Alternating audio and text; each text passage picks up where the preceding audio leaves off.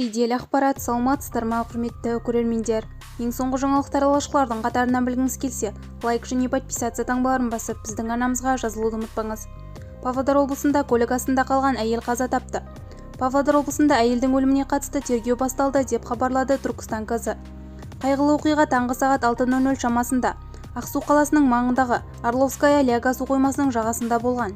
Екі әйел жол талғамайтын көлікпен балық аулауға шыққан.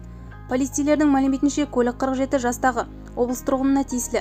Тергеушілер көлікті жағаға қойғанға жүргізушінің қолтегешіні орнатпағанын анықтады. Осының салдарынан жол талғамайтын көлік 49 жастағы әйелдің үстіне құлап түскен.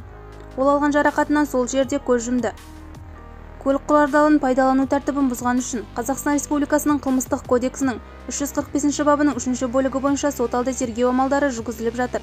Кінәлі 5 жылға дейін бас бостандығынан айырылуы мүмкін.